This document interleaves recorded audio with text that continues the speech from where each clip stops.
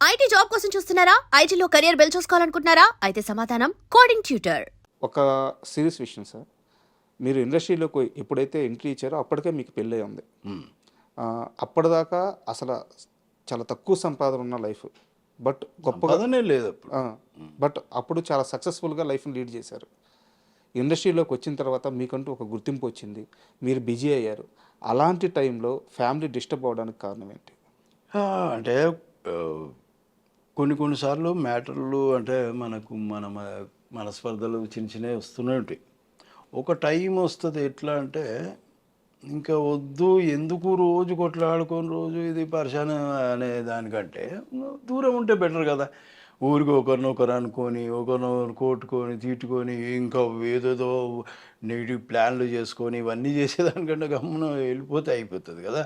ఇప్పుడు వాళ్ళ మనసు బాధ పెట్టకుండా నేను బాధపడి ఎందుకు ఇవన్నీ అని జరిగింది. అది ముందు నుంచి చిన్న చిన్నవి వస్తూనే ఉంటాయి. భార్యాభర్తలు అన్నాక కొన్ని రోజులు ట్రావెల్ అయిన తర్వాత ఒక టైం వచ్చింది, ఇంకా లేదులే అంటే ఏ మనిషికైనా, ఇప్పుడు ఆమెకైనా సరే నాకైనా సరే ఒక ఓపిక, ఒక లిమిటేషన్ అని ఉంటుంది. ఆ ఓపిక దాటింది. మేబీ నేను కరెక్ట్ లేను ఆమె ఉద్దేశంలో నాకు కరెక్ట్.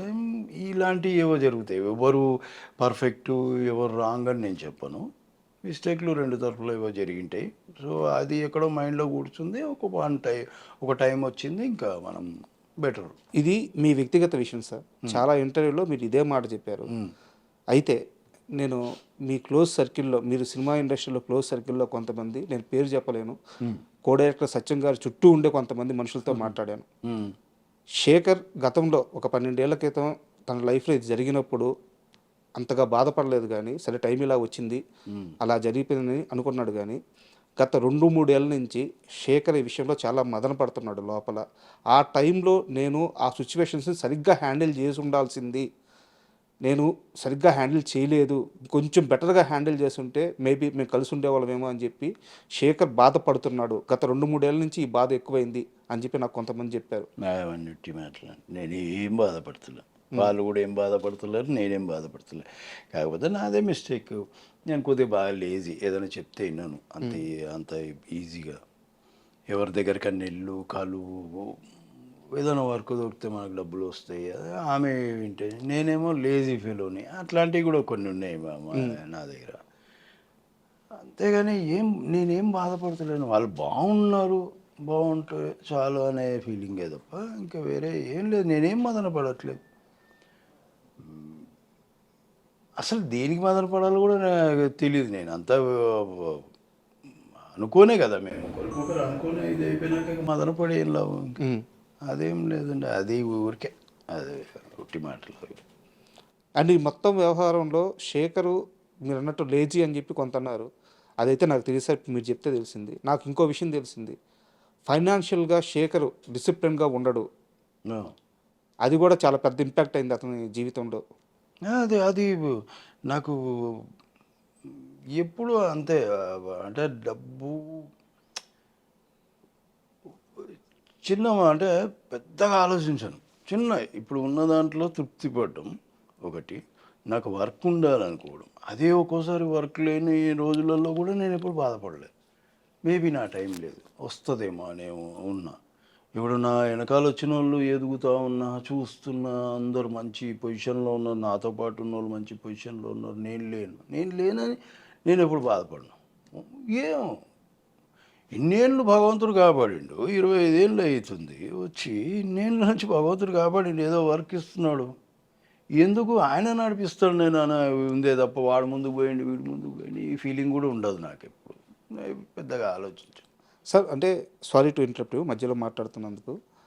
మీరంటే చాలా కొన్ని లక్షల మందికి అభిమానం ఉంటుంది సార్. ఎందుకంటే మీరు మీ క్యారెక్టర్స్ ఇచ్చే ఇంపాక్ట్ అలా ఉంటుంది. సో ఈరోజు నేను ఇంటర్వ్యూకి ఇక్కడ కూర్చోబెట్టి మిమ్మల్ని పొగిడి నేను అలా ప్లెయిన్గా పంపించలేను.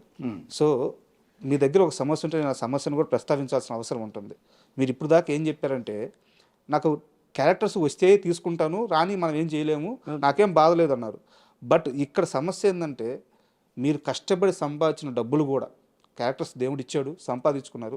ఈరోజు కూడా కొన్ని లక్షల రూపాయలు బయట ఎవరికంటే వాళ్ళకి ఇచ్చేసి ఆ డబ్బులు తిరిగి రాక కనీసం వాటిని మీరు ఫాలోఅప్ కూడా చేయకుండా పట్టించుకోకుండా వదిలేస్తున్నారు. నిజమా అబద్ధం? అంటే పెద్ద అమౌంట్ ఏం కాదు, అంటే నాకున్నది అది పెద్ద అమౌంటే. నేనున్న స్ట్రేచర్కి కొందరు ఏదో ప్రాబ్లం చెప్పారు, కొందరు ఇంకొకరు ఏదో ప్రాబ్లం చెప్పారు. అప్పుడు నా దగ్గర ఉండే కాబట్టి నేను చేయగలిగిన. ఏమో అది నిజమని నమ్మిన, అది నిజం అనుకున్నా, నేను నమ్మేసిన. సరే, నేను అది కూడా ఏమో ఇంకా వాళ్ళని నేను ఎప్పుడు నేను తిరిగి ఇవ్వండి నేను అడగలేదు, అడగను కూడా. ఇది కూడా చెప్పారు, ఫ్యూచర్లో కూడా కనీసం ఫోన్ కూడా చేయరంట డబ్బులు కావాలని. చేయను, అసలు చేయను. మనం బుద్ధి పుట్టి మనం ఇచ్చినాం. నువ్వు ఆ రోజు నీకు లేదు అని నువ్వు తప్పించుకోవాల్సింది, నేనే కదా ఇచ్చింది, నేను తప్పించుకోవాల్సింది. వాళ్ళేదో చెప్పినా నువ్వు ఎట్లా నమ్ముతావు, నువ్వు ఎట్లా ఇచ్చేస్తావు? నేను తప్పించుకోవాల్సింది. నా బుద్ధి లేనితనం నేను వాళ్ళ మీద ఎట్లా వేస్తాను? అందుకని ఫోన్ కూడా చేయ బస్. నేను ఆ భగవంతుడు ఇస్తాడు. మనమేమి ఒకరికి అన్యాయం చేయడానికి అయితే చేయలేదు. వాళ్ళు ఏదో సమస్య చెప్పారు, నేను ఇచ్చిన. నా దగ్గర ఉండే, నాకు ఆ శక్తి ఇచ్చిన టైంకి భగవంతుడు, కాబట్టి నేను ఇచ్చేది. ఒకరి దగ్గరికి వెళ్ళి అవకాశాలు అడగరు, ఒకరికి కనిపించి సలాం చేయరు, వేరే వాళ్ళు మోసం చేస్తే సర్లే అని చెప్పి వదిలేస్తారు, డబ్బును లెక్క చేయరు. ఈ ఇండస్ట్రీలో ఇది ఒక రంగుల ప్రపంచం. బయటికి కనిపించే రంగు వేరు, లోపల ఉండే రంగు వేరు. ఈ ఇండస్ట్రీలో ఇలాంటి మనస్తత్వంతో ఇంత అమాయకంగా ఎలా నెట్టుకు రావాలనుకుంటున్నారు? ఎలాగంటే నేను పక్కగా నా మీద భగవంతుడిని ఇంకా అంతే, ఆయన్నే నడిపిస్తాడు ఇక్కడ దాకా అనేది నా మెయిన్ ఉద్దేశం. ఇంకా అదే నమ్ముకొని నేను వెళ్తా. ముందు నుంచి అలాగే నమ్మిన, ఇప్పుడు కూడా అలాగే నమ్ముతా. బాగా ఎక్కువ దేవుని బాగా నమ్ముతారా? దేవుని అంటే పూజలు హోమన అట్లాంటివి ఏం లేదు, నమ్మెట్టుకుంటాను ఆయన. ఇంకొకటి, నమస్తే పెట్టాను, ఎవరికి నమస్తేలు పెట్టాను అనేది మీకు చెప్తాను. యాక్చువల్గా నాకు ఎందుకు నేను నమస్తేలు పెట్టాలా వద్దని 10 సార్లు ఆలోచిస్తా అంటే తెలుసు తెలుసు 1-2 సార్లు నాకు ఏమనిపిస్తుంది అంటే, నన్ను వీళ్ళు గుర్తుపడతారో లేదో అనేది ఒకటి ఉంది. నమస్తే పెట్టి కొన్ని ఇన్సిడెంట్లు ఏం జరిగినాయంటే, నేను నమస్తే పెట్టినా కూడా నన్ను దేకలేదు అనమాట. నమస్తే కూడా అంటే అరే అమ్మ నన్ను గుర్తుపట్టలేనట్టున్నారు అనే ఫీలింగ్ వచ్చింది. నేను గుర్తుపడతారో లేదో, నేను నమస్తే పెడతారో, ఈ అనుమానాలు ఎక్కువైపోయి, ఈ మొహమాటాలు ఎక్కువైపోయి, అది ఒకటి. అందుకే మరి బాగా తెలిసి ఇంకా కన్ఫర్మ్ అనుకున్న నమస్తే పెడతాను, అట్లేం లేదు, విష్ చేస్తాను.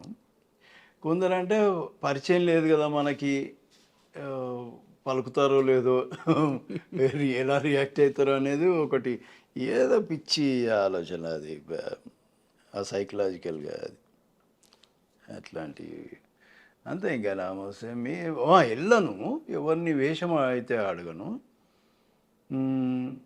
ఇంకోటి ఏంటంటే, మనకై మనం అడిగితే వాళ్ళు ఎట్లా రియాక్ట్ అవుతారు. ఒక్కోసారి మనం అడిగినా కూడా వాళ్ళు రియాక్ట్ కాకుండా ఆ ప్లేస్లో ఇంకొకరిని పెట్టేసుకుంటే ఎక్కడో నేను నొచ్చుకుంటా అనే ఫీలింగ్.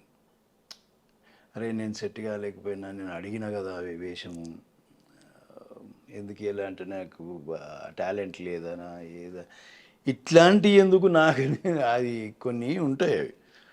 అందుకని నేను ఎవరిని అడగను. వాళ్ళు ఇస్తే ఏది కాదన్ను, ఇది అది ఇది ఏది కాదన్ను. అందులో డైలాగ్ ఉందా, ఉట్టిగా నిలబడం అన్నారా, ఏం లేదు, డబ్బులు ఒకటి మాట్లాడుకుంటా. ఆ డబ్బులు టైంకి ఇవ్వకపోతే ఇంకొకటి కూడా ఇదైతుందో అప్పుడు మొహమాట పడ.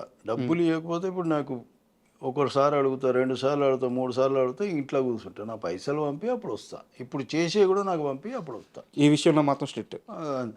ఇంకా నువ్వు ఇప్పుడే సగా నన్ను దేక్తలేవు, సినిమా అయిపోయినాక నన్ను ఏం దేక్తావు బా, నా ఫోన్ కూడా ఎత్తావు నువ్వు. అట్లా చాలాసార్లు చేసిండ్రు మేనేజర్లు, అసలు ఫోన్ కూడా ఎత్తారు. ఏ సినిమా జరిగింది? మస్తు సినిమాలో జరిగింది. మామూలు ఇవన్నీ నేను ముందు ఇట్లా లేను, ముందు డబ్బులు అడిగేటోనే కాదు, వాళ్ళు ఎంత ఇస్తా అంత తీసుకుంటాను లాస్ట్లో అది కూడా సినిమా అయిపోయినాక.